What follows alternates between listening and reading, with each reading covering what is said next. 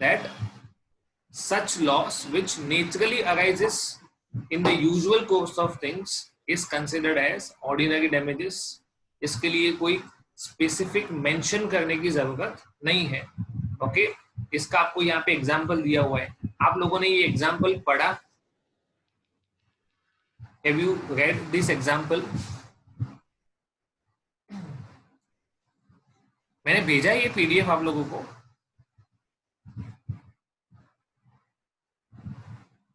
No sir.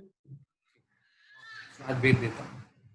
The crankshaft of P's floor mill had broken. Okay, एक flour mill है जिसमें एक machinery use होता है और उसका क्रैंकशाफ्ट टूट गया है. He gives it to D, a common carrier, मतलब transporter, who promised to deliver it to the foundry, मतलब जहां पे ये रिपेयर होने वाला है वहां पे वो 2 दिन में डिलीवर कर देगा और वहां पे न्यू शाफ्ट बनने वाला था. द मिल स्टॉप्ड वर्किंग, मतलब फ्लोर मिल ने काम करना बंद कर दिया. D delayed the delivery of the crankshaft, so the mill remained idle for another 5 days. Transporter की गलती की वजह से मिल को 5 और दिन बंद रहना पड़ा.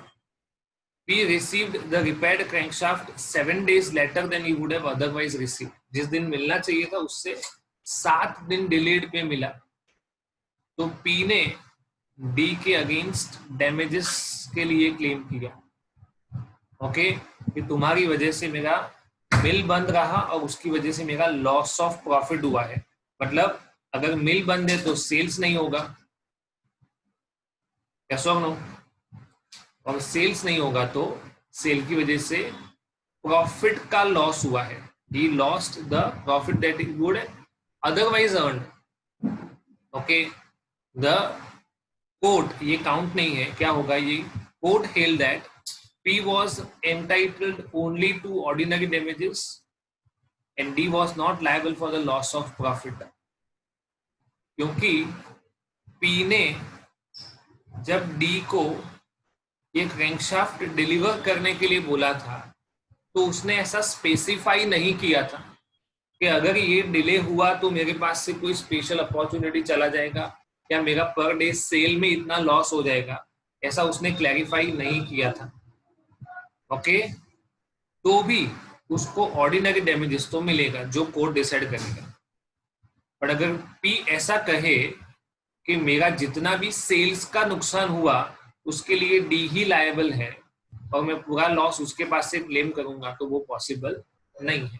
क्योंकि पी ने उसको स्पेशल सर्कमस्टेंसेस में, there was no specific mention about any special opportunity कि अगर आप इतने दिनों में मेरे पास मेरा रिपेयर्ड क्रैंकशाफ्ट लेके नहीं आए तो मुझे इतना नुकसान होगा, ऐसा पी ने क्लैरिफाई नहीं किया.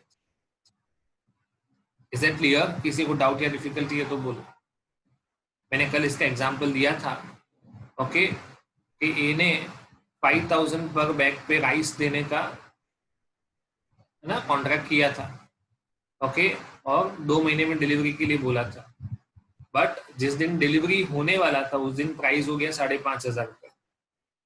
ये रिफ्यूज टू डिलीवर, तो बी को मार्केट से खरीदना पड़ेगा, ऐसा समझेंगे. बी ने कॉन्ट्रैक्ट किया था 5,000 रुपए में, बट जिस दिन उसको गुड्स मिलने वाला था एट दैट टाइम प्राइस हो गया 5,500 रुपए. ओके, तो उसको मार्केट से इतनी प्राइस में खरीदना पड़ेगा अगर ए उसको मना बोल देता है तो. Okay, then B suffers a loss of ₹500 per bag. Naturally हुआ ये, इसके लिए कोई स्पेसिफिक मेंशन की जरूरत नहीं है. which naturally arises in the ordinary course of business. कल इसका एग्जांपल दिया था ये 750 और 775 वाला. Okay, moving forward. Special damages कल लिखा हुआ था, क्या देना पड़ेगा इसके लिए? प्रीवियस नोटिस, मतलब यहाँ पे स्पेसिफिक मेंशन होना चाहिए।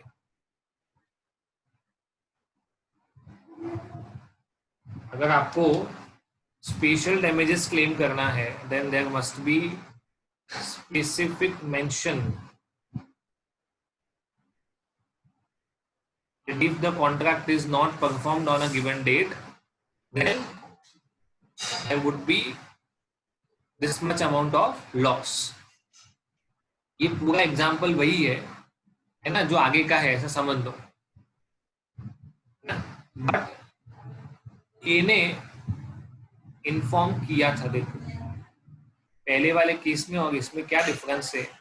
ए also informed B that his mill was stopped for want of the machine. Machine नहीं था, इसकी वजह से उसका मिल बंद हो गया है, तो ऐसा उसने क्लैरिफाई किया था। Okay, in that case A is entitled to receive from B by way of compensation the average amount of profit which he would have made by running the mill। Okay, चलो एक काम करते हैं। अगर मैं इस ऑर्डिनरी डैमेजेस में ऐसा मेंशन करूं कि ए बी को किसी पर्टिकुलर डेट पे पेमेंट करने वाला था। Okay, he was supposed to make payment to B on a particular date, but because A did not make the payment on given date, B had to become insolvent। B insolvent हो गया।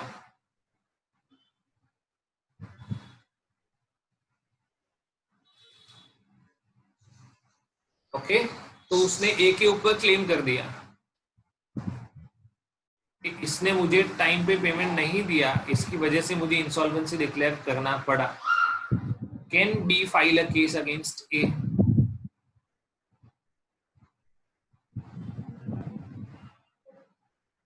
Yes or no? No. Okay. What is the reason? Because they hadn't given a previous notice. थोड़ा loudly. Because he hadn't specified that the non-payment for the certain amount would lead him to insolvency. Yes, B did not specify। और normally, okay, payments में delay होते रहते हैं, है ना। In the matter of money, हम ऐसा expect करते हैं कि जो प्रॉमिस्ड डेट है उससे 1-2 दिन आगे पीछे होता रहता है। Okay, so special circumstances were not mentioned by B to A कि अगर तुम मुझे पेमेंट नहीं करोगे। और कई सारी बार ऐसा भी होता है कि अगर बी ने मेंशन किया भी हो, ओके, तो इट इज नॉट अपॉन ए कि तुम मेरे ऊपर पूरी तरह से डिपेंडेंट रहो, वो जरूरी नहीं है। You have to make arrangements for finance on your own. Okay, तो यहाँ पे एक कंडीशन ऐसा मान के चलेंगे कि बी ने स्पेसिफिक सर्कमस्टेंसेस को कन्वे नहीं किया था, इन्फॉर्म नहीं किया था, तो बी अपने इंसॉल्वेंट होने की वजह ए को कंसिडर नहीं कर सकता। Is it okay? है ना।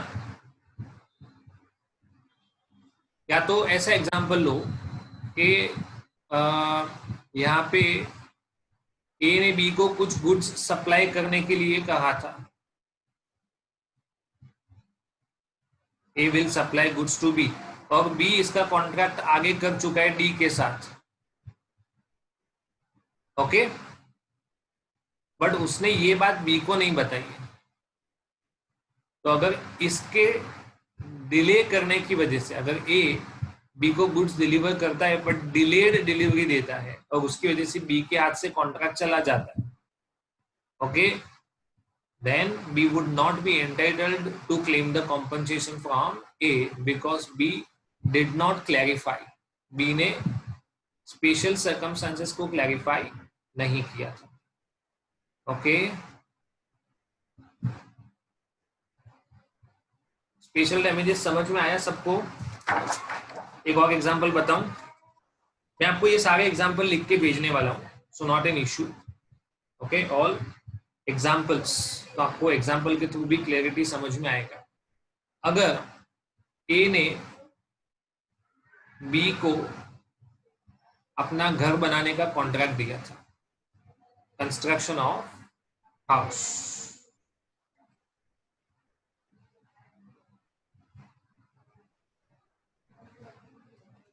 ओके, और बी ने मतलब ए ने प्रॉमिस किया था दैट बाय 15th ऑफ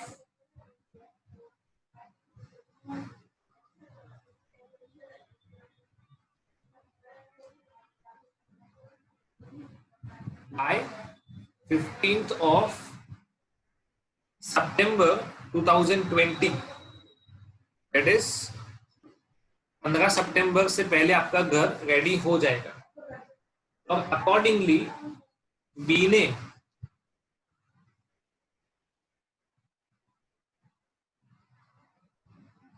ये घर थर्ड पार्टी को रेंट पे देने का प्रॉमिस कर दिया था, okay.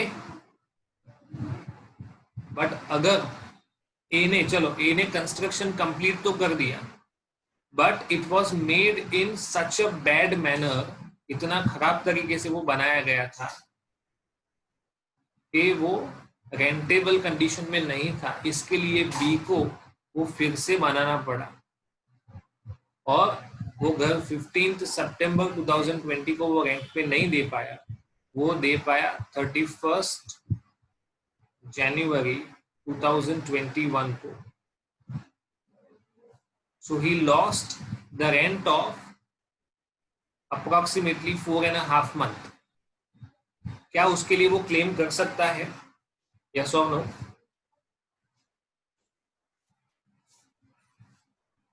Can we make a claim against A?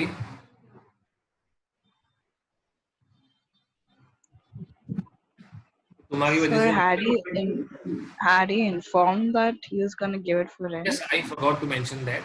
B ने इन्फॉर्म किया था A को कि मैंने आगे ये घर रेंट पे दे दिया है, ओके, तुमने मुझे प्रॉमिस किया है, इसके लिए मैंने आगे ये घर किसी को रेंट पे देने का प्रॉमिस कर दिया है। And A agreed that it would be done. A ने ही डेट दिया था, A only conveyed the date that this house would be ready by this so and so date, and on that promise B had promised to give that property on rent, and B also clarified to A that because of your promise I have given the property on rent from the given date. So yes, he can claim. Then B is entitled to claim the loss of 4.5 months rent. उसको जो नुकसान गया है वो B claim कर सकता है for sure. Sir yes sir A ने जो बी को प्रॉमिस किया था उसके अकॉर्डिंग हाउस मतलब कि कंस्ट्रक्ट नहीं हुआ था, तो फिर वो उसके लिए भी क्लेम तो कर ही सकता है ना? Yes. अगर उसने रेंट एग्रीमेंट स्पेसिफाई नहीं किया हो तो भी नहीं, देखो वो घर उसने, देखो जो नेचुरली अराइज होता है ना कि bad construction, bad construction is an ordinary damages,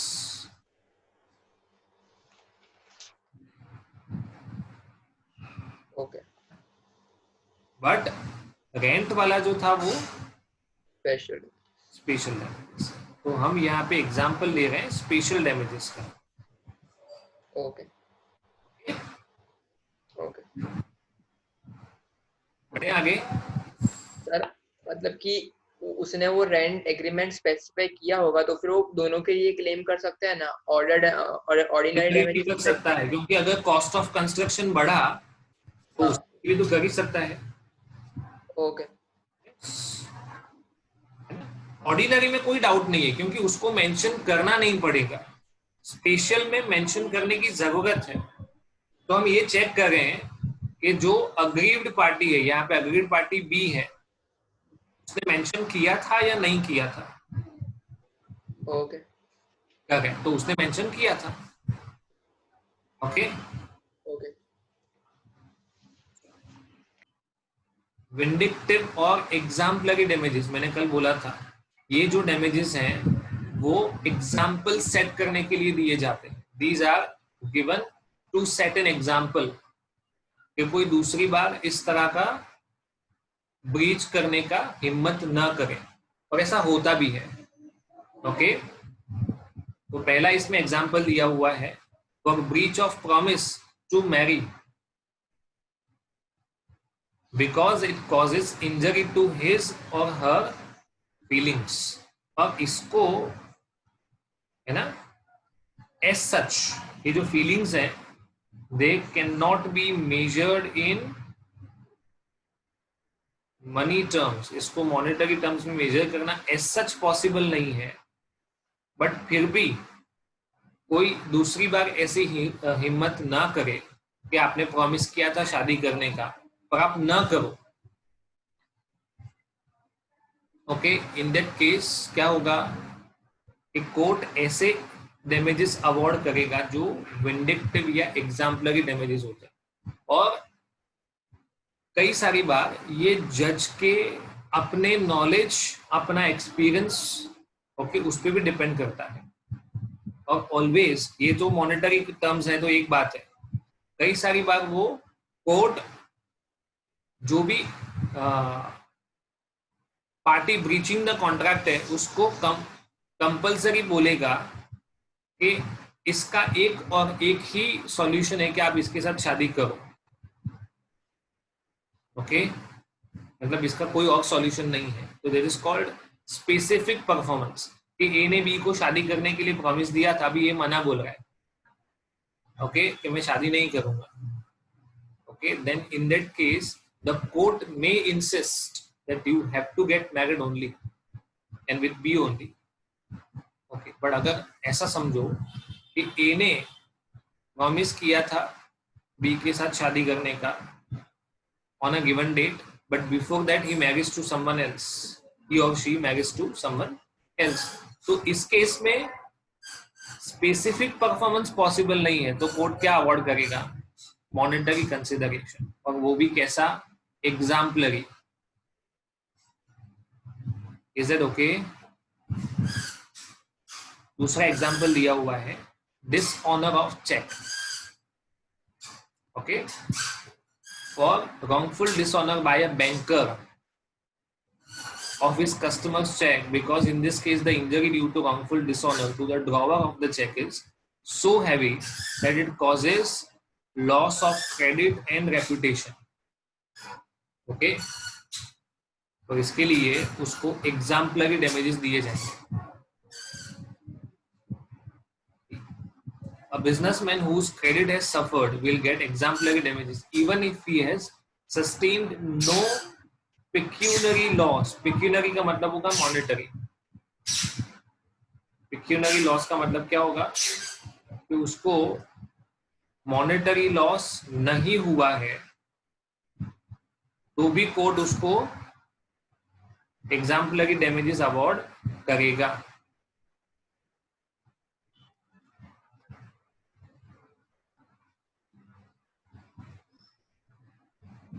because it is ये लॉस ऑफ रेपुटेशन की वजह से. इसमें एक और चीज हम लोग ऐड कर सकते हैं, we can add one more. Okay, अगर चेक किसी ऐसे इंसान को दिया गया जो रेप्यूटेड पर्सन नहीं है, या तो जिसका बिजनेस नहीं है, इज नॉट अ ट्रेड्समैन, तो क्या उसको एग्जाम्पलरी डैमेजेस अवार्ड किए जाएंगे?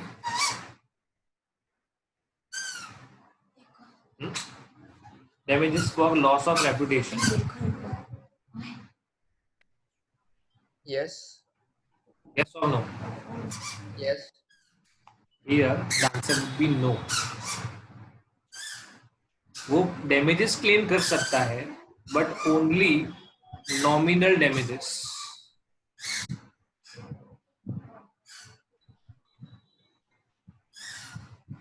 वो vindictive damages claim नहीं कर सकता. विंडिक्टिव डैमेजेस हमेशा लॉस ऑफ रेपुटेशन के साथ कनेक्टेड होता है, ऐसे याद रखने। और जहां पे एक ऑर्डिनरी इंसान की बात है, समझो कि अक्षत को किसी ने चेक दिया। Akshat is not a businessman, he is a student right now, okay. तो किसी ने चेक दिया, वो चेक डिसऑनर हो गया by the mistake of bank. Is there any loss of reputation for you? मतलब सामने No. वाले की, आपको तो चेक मिला है और आपको दिया भी आपके किसी फ्रेंड ने जो भी स्टूडेंट है, ओके। तो उसके लिए क्या वो रेपुटेशन का लॉस होगा? No. No. It is not a loss of reputation or loss of credit. In that case, the person who has given the check will be entitled to claim damages, but only, Normal. okay, हमेशा ऐसा याद रखने का, damages के लिए claim किए जाएंगे जब आपको एक्चुअल लॉस हुआ हो, है ना। उसने अक्षत को चेक दे दिया, ओके, चलो चेक डिसऑनर हुआ बैंक की गलती की वजह से, तो उसने बैंक में से पैसा विड्रॉ कर लिया और कैश दे दिया। तो यहाँ पे कोई पिक्यूनरी लॉस नहीं है किसी को भी, बट लॉस ऑफ रेपुटेशन हो सकता है अगर वो बिजनेसमैन है तो। इसीलिए चेक डिसऑनर से रिलेटेड पनिशमेंट बहुत हेवी होता है। इधर ये तो खाली मनी टर्म्स है, कोर्ट एक तरह का, एक मॉनेटरी टर्म्स में डैमेजेस अवॉर्ड करेगा और दूसरा इम्प्रिजनमेंट भी हो सकता है, इसका भी प्रोविजन है। Cheque dishonour is considered as a criminal liability. इसके लिए अप टू 6 months का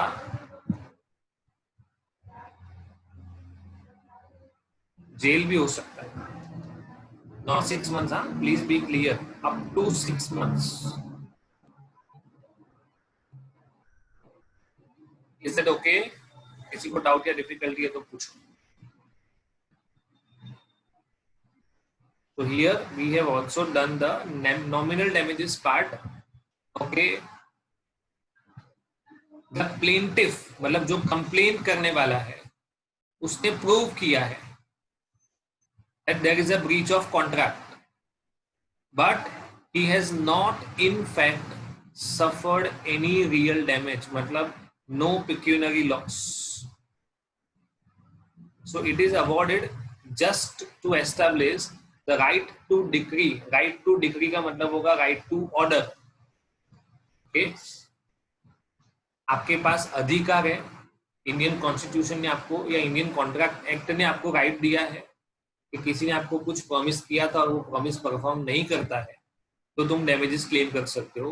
जस्ट उसको फुलफिल करने के लिए आपको nominal amount of damages which can be as low as 1 rupee or 10 पैसे।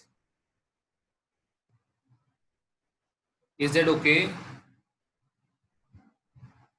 As such आपको कोई भी नुकसान नहीं है तो आप कौन सा डैमेजेस क्लेम कर सकते हो? Nominal in the court, just as a matter of right, आपको 2, 5 रुपए 10 रुपए खुश करने के लिए, और अपना एक दायित्व है, उनके ऊपर एक ड्यूटी है, उसको फुलफिल करने के लिए आपको कुछ nominal amount of damages award कर दे, okay. Damages for deterioration caused by delay. Deterioration में क्या पढ़ा था? In quality. डिटोरिएशन किस चीज की वजह से हुआ, मतलब किस में हुआ? या तो क्वालिटी ऑफ गुड्स आपका डिटोरिएट हो गया, या आपके पास से कोई स्पेशल अपॉर्चुनिटी चली गई, तो आप इसके लिए भी क्लेम कर सकते हो। Can be recovered from carrier even without notice। The word deterioration not only implies physical damages, but it may also mean loss of special opportunity for sale, okay। Any doubt? Last is prefixed। इसको हमने कल liquidated damages कहा था, okay। इसके बारे में ज्यादा discussion आपको मैंने बोला था कल के पेनल्टी एंड लिक्विडेटेड डैमेजेस में दिया होता है, ओके। इसको अगर सिंपल मैनर में समझना हो, ओके, तो ऐसा समझेंगे देखो पेनल प्री फिक्स्ड मतलब जो पहले से लिखा हुआ है ना, that a certain amount will be payable as damages. It may amount to either liquidated damages, that is reasonable estimate of likely loss. अगर कोई भी ब्रीच करेगा तो सामने वाली पार्टी को मिनिमम इतना लॉस होगा, तो हमने वो पहले से असरटेन करके रखा है. क्या करके रखा है? We have already ascertained the amount of loss.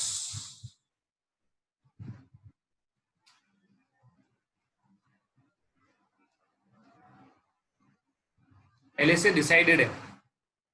Okay, so it is called prefixed, liquidated और असर्टेन्ड, कोई भी नाम से बोल सकते हैं.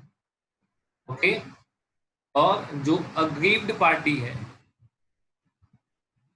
ही is entitled to receive from the party at default, जिसने ये ब्रीच ऑफ कॉन्ट्रैक्ट किया है, only a reasonable compensation not exceeding the amount so named.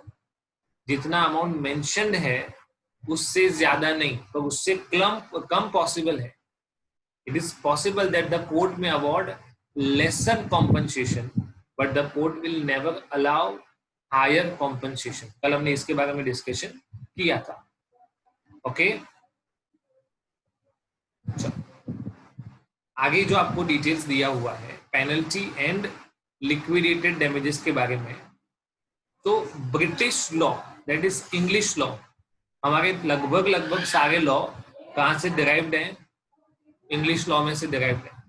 Okay, because they were formed at the time of British rule. Okay, तो ज्यादातर law वहां से derived है, तो हमने खुद का भी कुछ इसमें मॉडिफिकेशन किया हुआ है. ओके, तो ब्रिटिश रूल में पेनल्टी और लिक्विडेटेड डैमेजेस को अलग अलग बताया हुआ है. Okay, in the British rule penalty and liquidated damages are considered separate.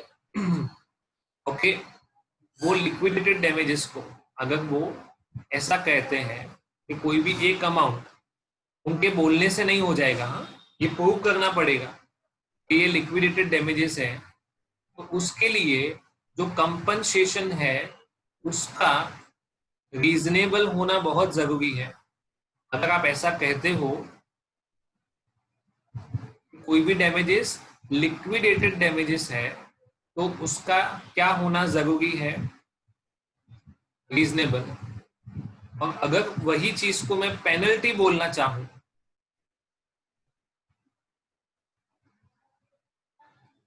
तो वो काफी एक्सेप्शनली हाई अमाउंट होना चाहिए. कैसा amount? Exceptionally. Sorry, there are certain issues with the tablet, I am not able to write properly today. चलो इसकी समझते हैं. अगर पेनल्टी कहना है then the amount must be exceptionally high, तो ही आप उसको पेनल्टी बोल सकते हो.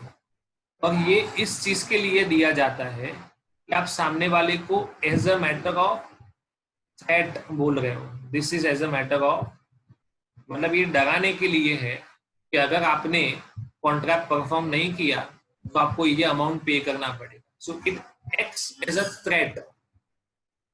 Okay, because the amount is exceptionally high. तो दोनों पार्टीज ये कोशिश करेंगे कि कॉन्ट्रैक्ट परफॉर्म होना ही चाहिए.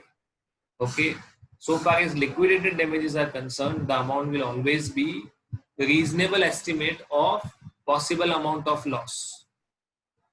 Is it okay? ये किसकी बात थी? ब्रिटिश रूल की बात है. अगर वही चीज को इंडियन लॉ के कॉन्टेक्स्ट में देखते हैं, then Indian law does not make any difference between penalty and liquidated damages. There is no distinction between penalty and liquidated damages.